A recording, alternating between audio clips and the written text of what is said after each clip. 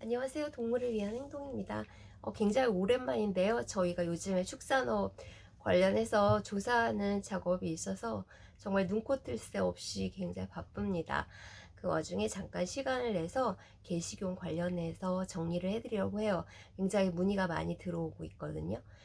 최근 들어서 문재인 대통령이 개식용에 관련해서 정리할 때가 되었다, 이런 발언을 한 것이 되게 설왕설래 말들이 많고 기사도 이제 나오고 있어요. 이거를 이제 정치적으로 이용하시는 분들도 있는데, 그렇게 이해하시면 안 된다는 의미에서 잠깐 정리를 해드리고 싶습니다. 사실 우리나라에 동물보호법이 처음으로 만들어진 것은 노태우 대통령 때고요. 노태우 대통령 때 1988년에 우리나라에서 처음으로 올림픽이 열렸죠. 그런데 이제 노태우 대통령이 그 외국 순방을 갔는데 외국인들이 이제 시위하는 현장을 본 거예요.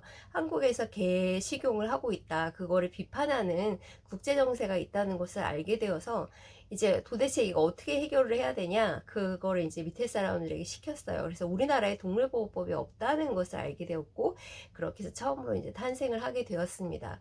그래서 역대 정권들 중에서 동물보호법이나 뭐 동물 관련 정책을 많이 폈던 것도 대통령도 있고 아닌 경우도 있고, 그래서 어떤 한 사람에 의해서 이게 좌지우지 되는 문제는 아니에요.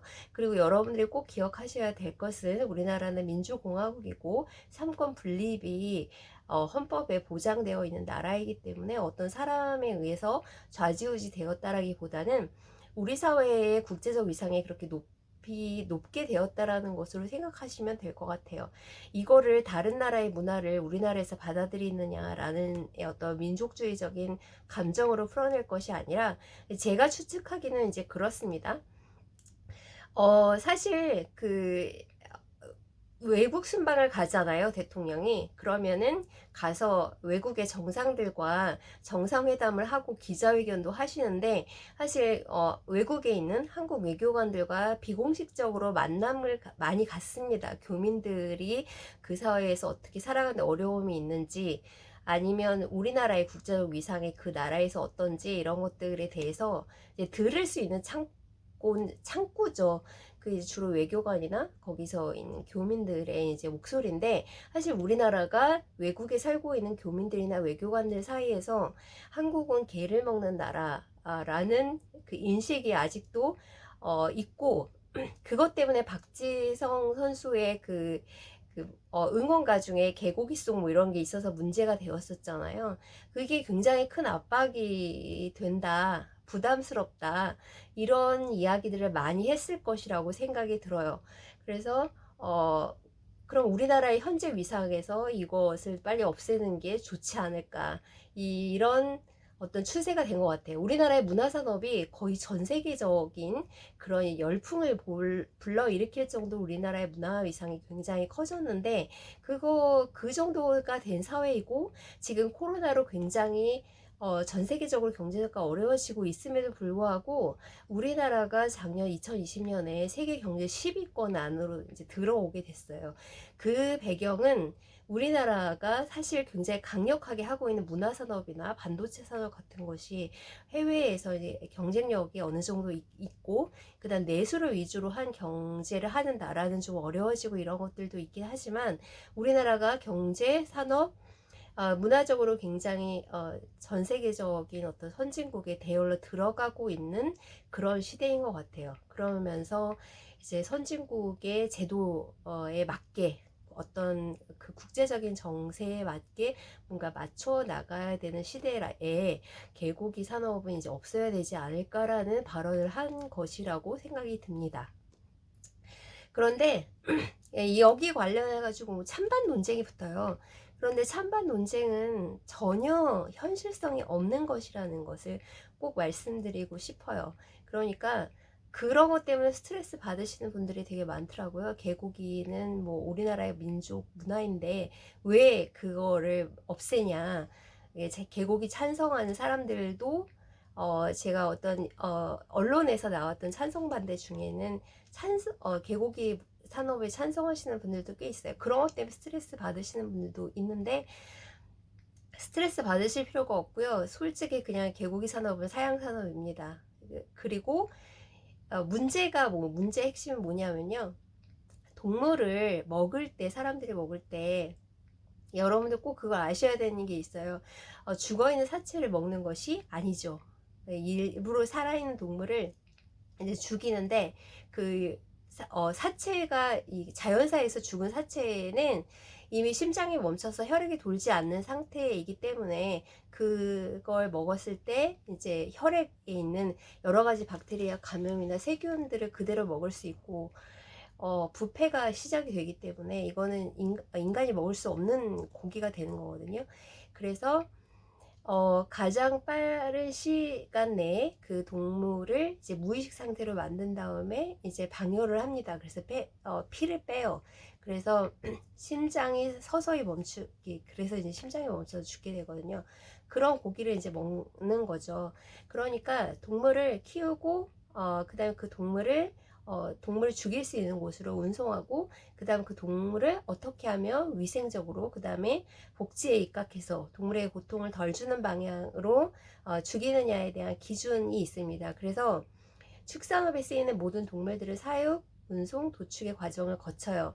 그런데 이거를 우리나라가 하고 싶은 대로 마음대로 만들 수가 없어요. 왜냐하면 우리나라는 OIE라고 하는 세계동물보건기구에 속해 있는 회원국이고, 이거를 만들고 우리나라가 1953년에 가입한 이유는 이제 전 세계 축산물들은 그 나라에서 생산한 것을 그 나라에서 먹지는 않습니다. 이제 모든 것들이 수출입이라고 하는 그 체계를 거쳐서 이제 거래가 되고 있어요.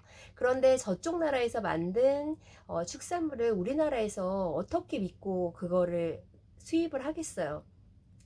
이 체제가 거의 다 비슷하고, 그 다음에 동물을 그 도살하거나 운송하거나 하는 기준도 전체적으로 다 기준을 맞춰야지만 믿을 수 있게 수출입을 할 수 있거든요. 그래서 일반적으로 수출입을 하는 우리나라에서도 그 통계 자료를 매년 이제 정리를 하고 있습니다. 우리나라에서 키우고 있는 가축의 수, 그 다음에 도축되고 있는 가축의 수, 이런 것들을 다 정리를 하고, 그래서 어느 나라나 도축장은 다 비슷하고 그렇거든요. 미국도 있고, 뭐 호주도 있고, 이렇게 되고 있어요. 그래서 그 기준을 어느 정도 맞춰야 되거든요.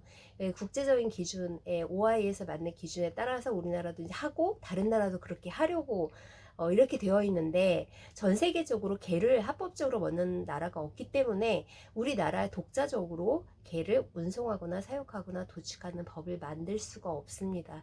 그 기준을 만들기 위해서는 우리가 그 이미 제도적으로 받아들이고 있고, OI에서 공통으로 쓰고 있는 그 기준이라고 하는 거는 그냥 대충 만든 게 아니에요. 굉장히 많은 과학자들이 실제로 실험을 해서 이 과정이 가장 효과적이고 가장 동물의 고통을 덜 주고 이런 것들을 연구를 하거든요. 그 연구를 바탕으로 해서 기준을 만드는 건데, 우리나라에서 만약에 개를 합법적으로 키우기 위해서 운송하고 그 다음에 사육하고 도축하는 기준을 만들겠다라고 하면, 첫째, 여기에 연구를 할 연구자는 없을 겁니다. 이상한 사람이 아닌 이상은 아무도 여기 대해서 연구하지 않을 거고, 그런 과학적 성과가 나오지 않는다면 법도 만들어질 가능성이 없습니다. 그래서 개식용을 금지하고 안 금지하고 뭐 찬성하고 반대하고 라는 논쟁은 그야말로 논쟁인 거고요. 문제의 핵심은 개식용을 합법화할 수 있는 방법이 없습니다. 그러면 합법화를 못하게 되면 사람들이 이 동물을 먹기 위해 어떻게 하냐면요, 굉장히 비위생적으로 거래를 하거나 혹은 죽이는 과정에서 동물에게 많은 고통을 줄 수밖에 없어요. 왜냐하면 동물에게 고통을 주지 않고 죽일 수 있는 방법이 실제로 없기 때문에 그렇거든요. 그러면 예를 들어 이제 자기 집에서 닭을 키우고 있다가, 이렇게 옛날에 우리나라에 그런 전통이 있었잖아요. 뭐 사위가 오면은 장모님이 닭을 잡아주시고, 그러는 거는 뭐냐? 그럴 수도 있지 않느냐? 이렇게 이제 물어보시는 분들이 있잖아요. 그런데 외국에도 그런 건 있어요. 실제로 자기가 키워서 자기가 그 닭을 잡아먹는 사람들이 있어요. 그런데 이런 거는 가정 내 도축이라고 해서 여기에도 법이 있습니다. 그래서 유럽의 몇 개 나라들을 보면은 가정 내 도축이라고 하는 거는 자기 직계 가족에 하네요. 다른 사람에게는 뭐 줄 수 없게 되어 있어요. 만약에 우리 집에서 마당에서 키우는 닭을 도축을 하게 되면 그거는 가족이 먹을 수만 있는 거지 다른 사람에게 이걸 준다거나 하면은 처벌을 받게 됩니다. 그리고 만약에 다른 사람에게 주는 경우라고 하더라도 만약에 다른 사람에게 이걸 팔거나 하는 작은 소규모의 거래들이죠. 이런 거래들을 하는 경우에도 반드시 신고가 된 시설에서 도축을 하고 거래를 해야 됩니다. 아닌 건 전부 불법이에요. 이렇게 동물을 키우고 운송하고 도축하는 이런 전체적인 기준, 국제적 기준에 맞지 않는 동물을 계속 먹거나 죽이고 있다는 것은 우리나라가 전 세계적인 기준을 따르지 않는 것이기 때문에 비난의 여지가 굉장히 많이 있죠. 우리나라가 되게 못 살았을 때는 우리는 먹고 살 게 없어서 그럴 수밖에 없었다는 변명이 될 수 있지만 현재는 그렇게 할 수가 없고요. 그리고 실제로 거기에 찬성하시는 많은 분들이 그 산업으로 인해서 먹고 사시는 분들은 아니에요. 다른 여러 가지 이유가 있는 거죠. 그러니까 그거는 뭐냐면 사실 왜 개만 가지고 그러냐 이제 이런 건데요. 이 분야에 대해서는 다음 시간에 또 말씀드릴 시간이 있을 것 같아요. 사실 여기를 들어가면 좀 되게 복잡한데 우리가 개를 더 많이 사랑해서 개식용을 금지하는 것이 아닙니다. 우리나라는 국제적인 기준을 지켜야 하기 때문에 개를 도축하고 사육하고 운송하는 국제적 기준을 만들 수 없어서 우리는 합법화를 할 수가 없고 합법화되지 않은 법 안으로 들어올 수 없는 동물의 식용 산업은 있을 수가 없습니다. 그거는 금지시키는 게 국민 건강에도 좋고 국제적인 기준에서도 좋아요. 나머지의 과제는 그 업을 하고 있는 사람들에 대한 적절한 뭐 보상이나 혹은 대화나 다른 산업으로 업종으로 전환할 수 있도록 도와주는 역할이 이제 정부에서 하는 역할인 것이고 아마 그것은 곧 이루어질 거라고 생각합니다. 사실 인간은 개와 살아온 역사가 굉장히 오래되었어요. 예전에는 뭐 가난했을 때 개를 먹는 사람들도 있었을 거예요. 그러나 현대에 들어와서는 개와의 관계를 주로 반려의 관계로 바라보는 것이 전체적인 국제적인 정서인 것 같습니다. 이것은 개를 더 많이 사랑하거나 소나 돼지를 무시하는 건 아니에요. 이 소와 돼지를 어떤 방식으로 다루는 것이 국제적인 기준인 것에 대해서는 다음에 또 말씀드릴 기회가 있을 거고 저희가 이 관련해서 조사 발표를 할 때 더 자세하게 말씀드리도록 하겠습니다. 자, 고양이가 자고 있으니 저는 오늘은 여기까지 또 봬요.